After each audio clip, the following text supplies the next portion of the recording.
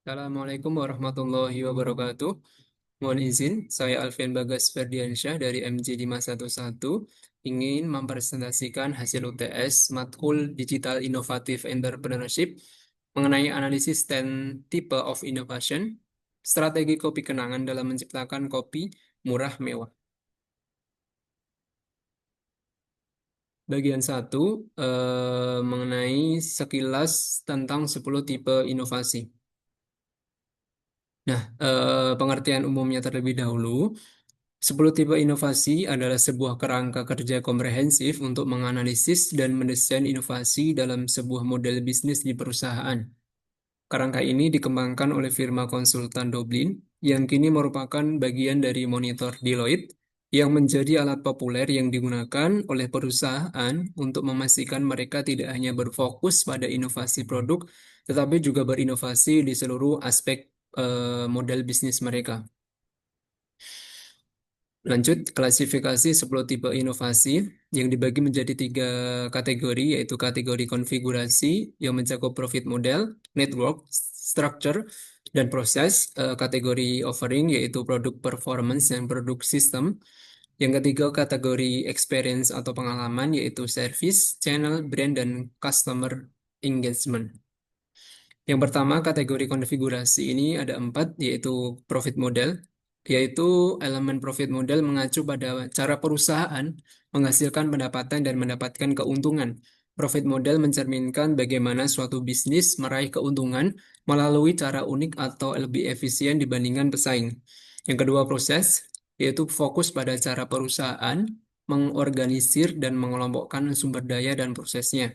Apakah ada inovasi dalam proses yang menghasilkan keunggulan operasional, seperti pengurangan biaya atau peningkatan efisiensi? Yang ketiga, structure. Ini menyelidiki perubahan dalam tata kelola, kepemilikan, dan kepemimpinan perusahaan, termasuk desain ruang kerja. Nah, yang terakhir, network. Itu berkaitan dengan bagaimana perusahaan berkolaborasi dengan pihak eksternal untuk menciptakan nilai tambah. Yang kedua, ini kategori penawaran.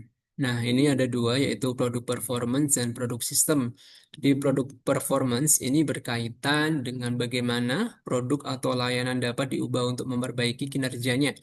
Selain itu, produk performance juga berfokus pada fitur dan fungsi penawaran inti perusahaan. Yang kedua, produk sistem. Ini sistem produk berfokus pada bagaimana perusahaan menghubungkan produk dan layanan untuk memudahkan customer dalam menikmati produk dari perusahaan tersebut. Yang terakhir ini kategori pengalaman, yaitu ada service. Ini berfokus pada inovasi dalam cara perusahaan menyediakan layanan kepada pelanggan. Contohnya, apakah ada inovasi dalam proses transaksi yang membuatnya lebih efisien dan menyenangkan bagi pelanggan. Yang kedua, brand. Ini berfokus pada cara perusahaan membangun citra merek dan pengalamannya di mata pelanggan sehingga dapat menarik pelanggan untuk membeli produk dari perusahaan tersebut. Yang ketiga, channel. Ini aspek berfokus pada bagaimana produk atau layanan didistribusikan dan diakses oleh pelanggan dengan mudah sehingga meningkatkan produksi dan omset perusahaan. Yang terakhir, customer engagement. Ini berfokus pada perusahaan menyediakan layanan atau produk yang memberikan pengalaman positif sehingga membuat hubungan yang baik dengan pelanggan. Nah, yang kedua, bagian kedua ini mengenai inti dari PPT ini yaitu strategi kopi kenangan dalam menciptakan kopi yang murah meriah atau kopi murah mewah. Yang pertama ini inovasi pada profit. Ini yang pertama inovasinya ini implementasi inovasi pada model keuntungan pada kopi kenangan adalah harganya yang ada di tengah-tengah atau lebih murah dari kopi shop internasional dan lebih mahal dari kopi gerobak dipadukan dengan margin tinggi dari efisiensi operasi.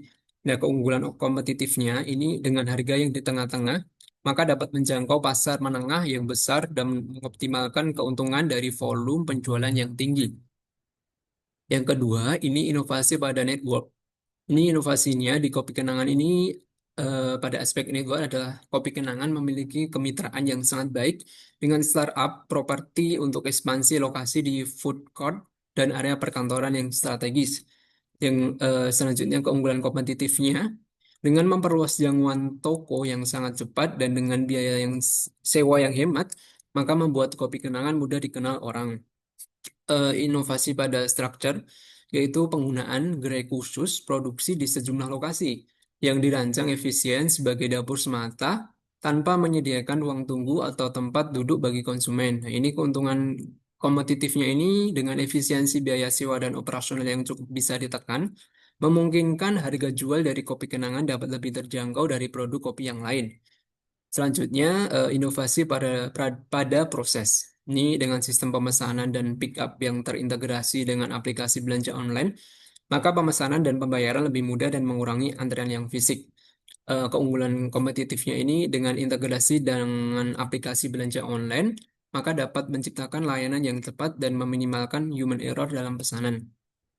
Ini inovasi pada produk performance, yaitu kopi kenangan tidak meniru kopi latte atau cappuccino gaya barat sepenuhnya. Nah, mereka fokus pada formula rasa yang disesuaikan dengan lidah mayoritas masyarakat Indonesia, yaitu manis, kental, atau creamy. Nah, keunggulan kompetitifnya ini dengan cita rasa kopi kenangan yang konsisten dan sangat disukai ini menghasilkan keterikatan dan ketertarikan pelanggan untuk jangka panjang pada menu kopi kenangan.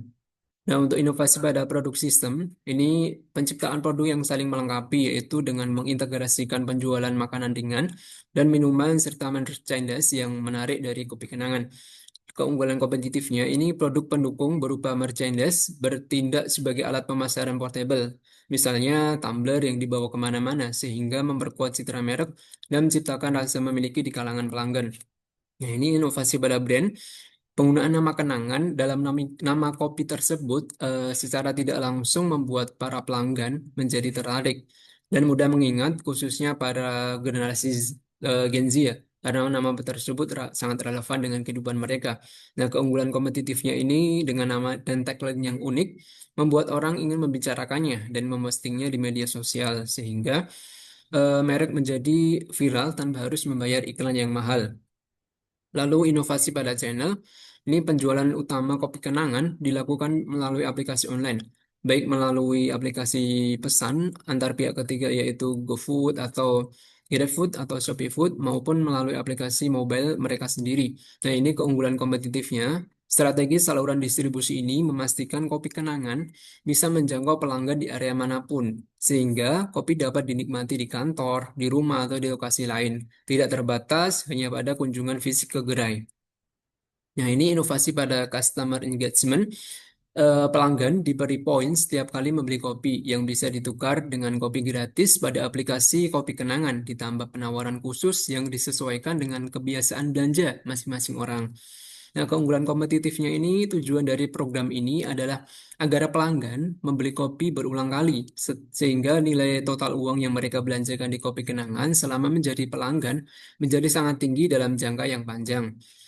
Selanjutnya, ini saran perbaikan dari saya, yaitu mungkin ini inovasi pada servisnya, yaitu meningkatkan perencanaan pendapatan dengan menawarkan paket langganan kopi harian atau mingguan yang diantar otomatis ke kantor, rumah, dan kampus. Kopi kenangan menciptakan pendapatan berulang yang stabil. Hal ini dapat mengunci pelanggan untuk jangka panjang.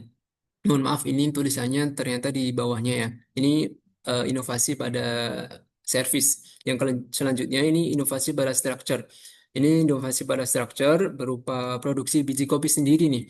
Jadi kopi kenangan dapat menanam pohon kopi sendiri dan dapat meningkatkan citra kopi kenangan karena dari hulu ke hilirnya ditangani oleh pihak kopi kenangan sendiri.